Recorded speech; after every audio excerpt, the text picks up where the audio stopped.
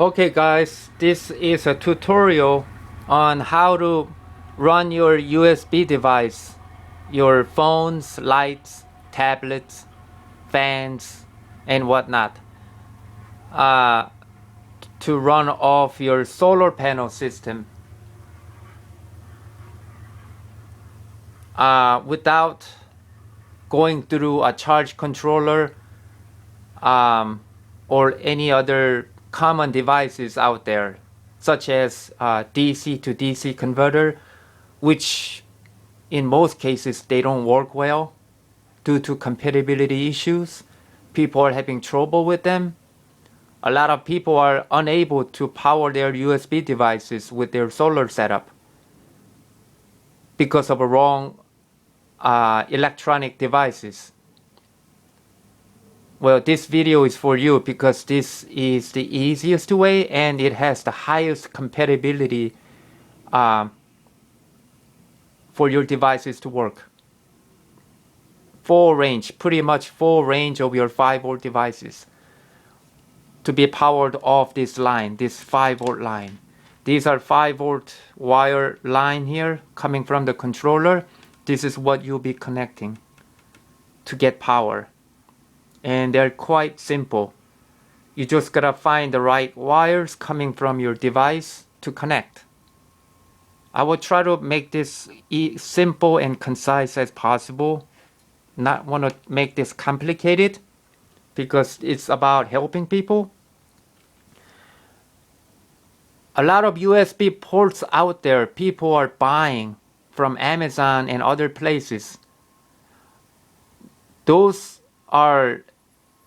require a lot more power, more voltage, higher voltage, 12 volt. They require 12 volt and more amp just for those devices to work, to power your mobile devices, phones,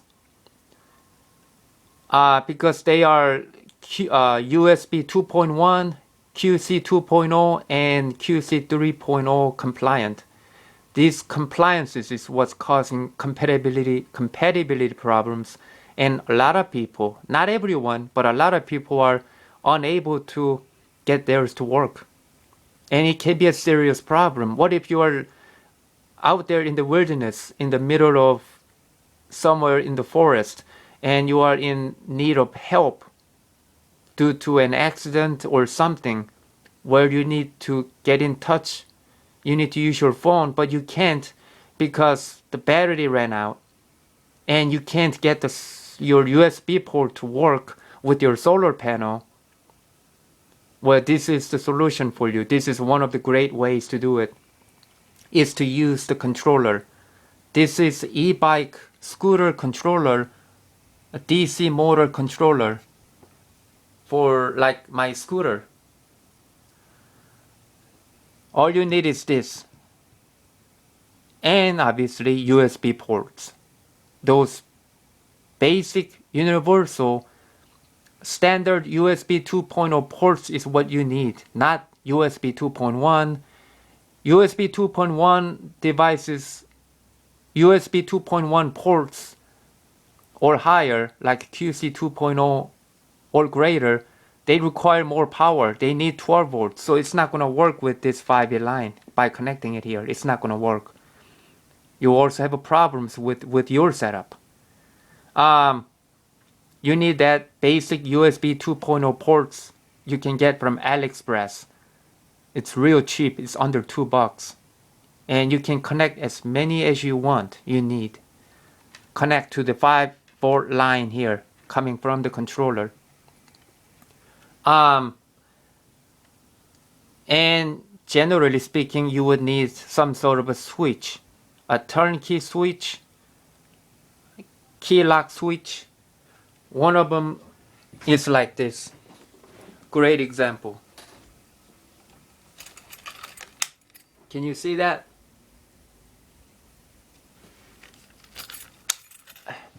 That one. Or whatever switch you have. You need some sort of a switch to trigger this controller on. The controller needs, in order for controller to be turned on, to be activated, you need I labeled it ignition. This is ignition. Ignition wire, typically red. Color sometimes change. You need this connected to your device, your turnkey switch, all this, for this to be powered on. Then this device is ready, and whenever you connect your 5-volt devices to the 5A line, this will supply power at any time. It's always on until you physically turn this off. And if you don't have a turnkey switch, you can use this. This is a universal style LCD throttle display. I have 2 of these. You can use this as a turnkey switch. Same principle. And it works. Basically, you need at least 2 wires connected. I would say, generally speaking, a proper way to get it to work would be 3 wires connected. You need 3 wires. You need to get 3 wires from here, from this device, and the other device. And you need to wire them. However, I'm going to start with 2 wires because you don't have to connect ignition wire. You don't even have to connect ignition wire of the controller to get power on these devices. It's an engineering wilderness.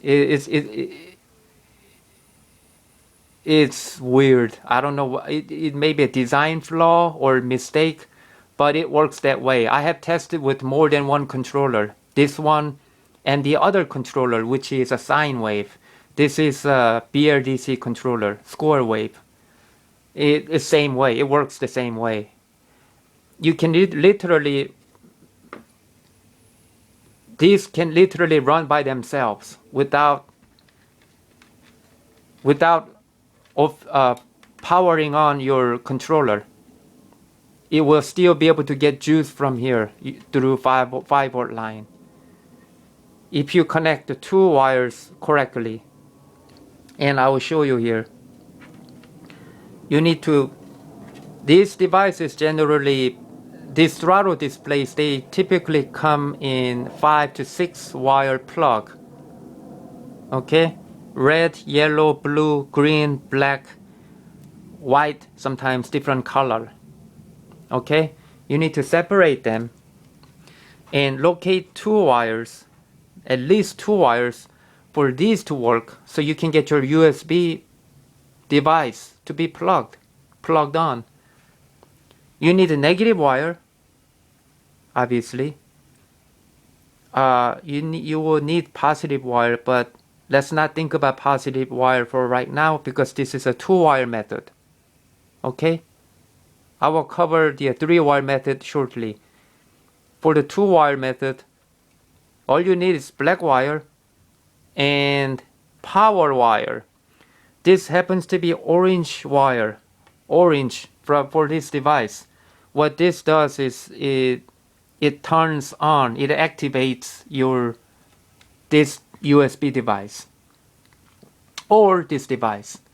Sort of like ignition, power line. This must be connected. If you're not connected, it's not going to work.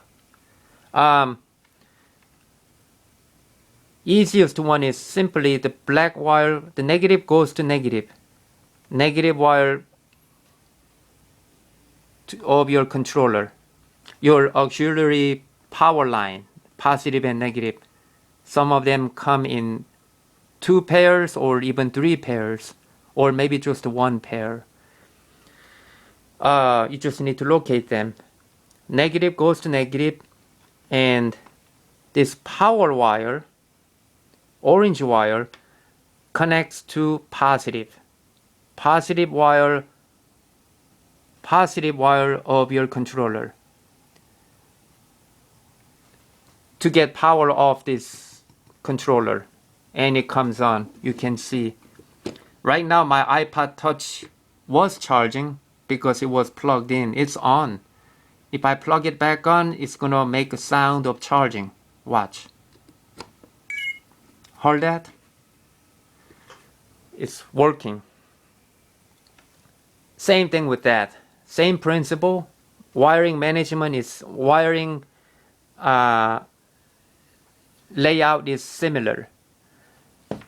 Though this one behaves quite differently. But this is a popular device. This is more common. That one is not.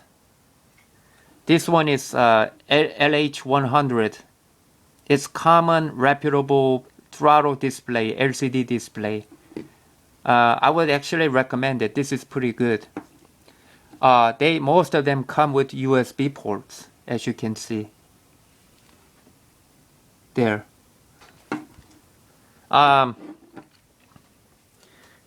With this, you need also at least two wires connected for this to get power off here.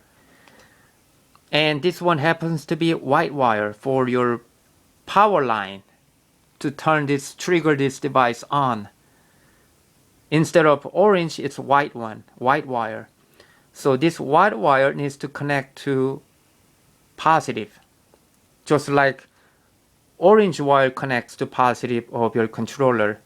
White wire connects to positive wire of the controller. And you need negative to negative. Simple. This is real simple. And it comes on. Turn on the device and it's on. Only difference is that if this one, that one is, the USB is always on as long as the two wires are connected. There. But this one, you gotta turn on the device to get power of the USB port. If it's turned off, it's not gonna feed power. I'll show you.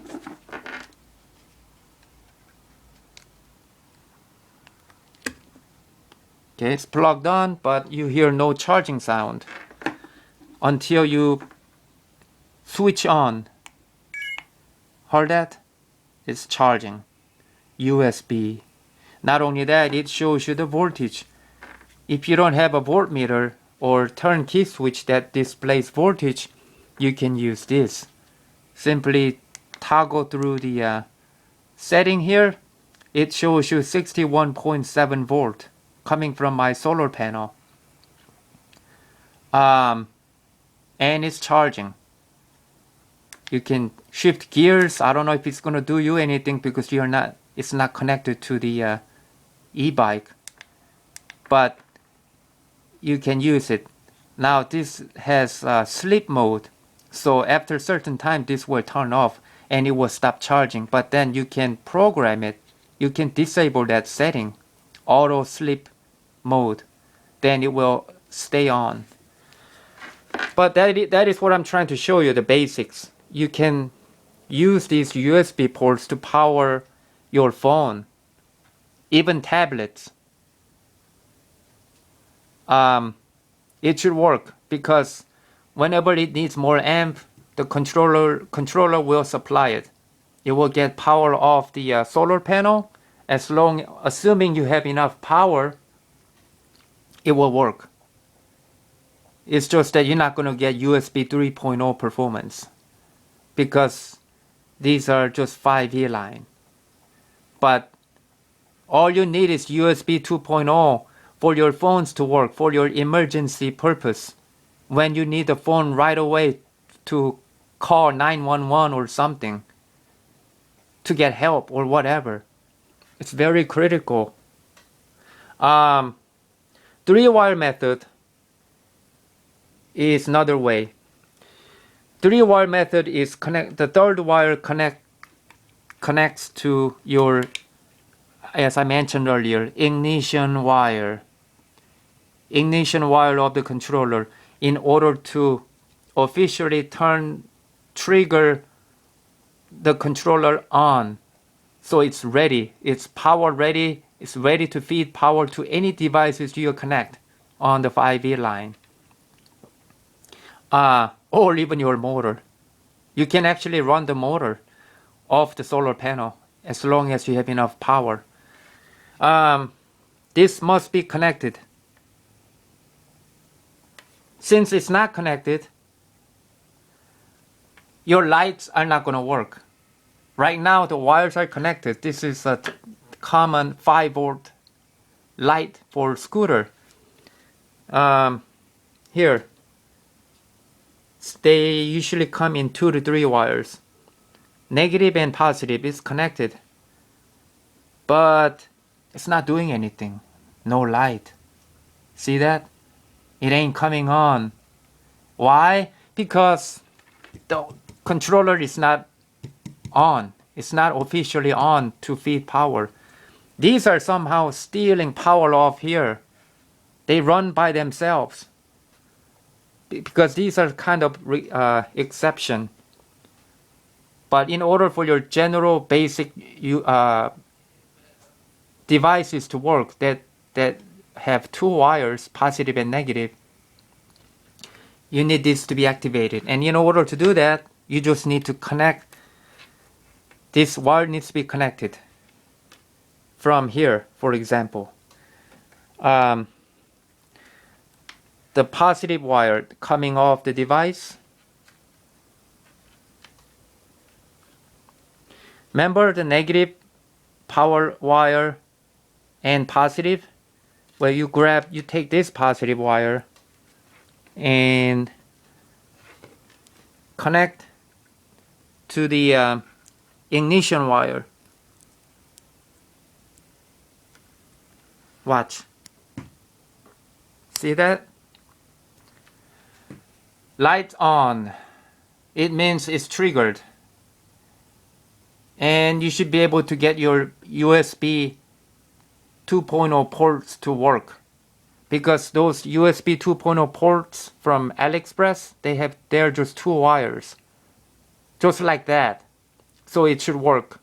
By simply connecting 2 wires to your 5V line and connect this ignition wire to activate the controller, then you're on, you're ready to go. You can connect your lights, your USB ports to power your phones, lights, fans, all that stuff, tablets, without even using a turnkey switch, because this is the turnkey switch. Same thing. My recommendation though is just get a turnkey switch.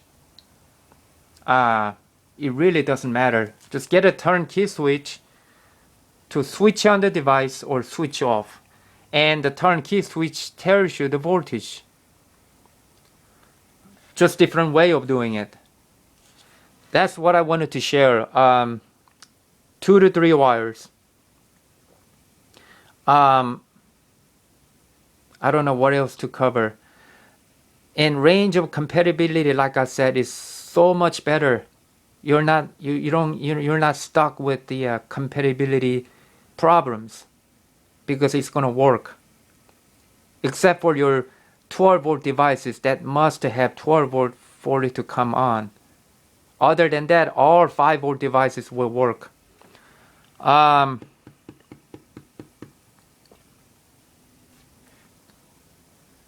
guess that's about it. And like I said, the standard USB 2.0 ports, they only need 5 volt to run, not 12 volt. And low amp. It's very compatible. They will work great, and you can connect as many as you want. Right now I have 2 connected, plus the light. And you can do this with or without the battery pack. I don't have the battery right now. I need batteries. So I can run it in the night, at night, when I need to stop running. Alright, I guess that is about it. Alright.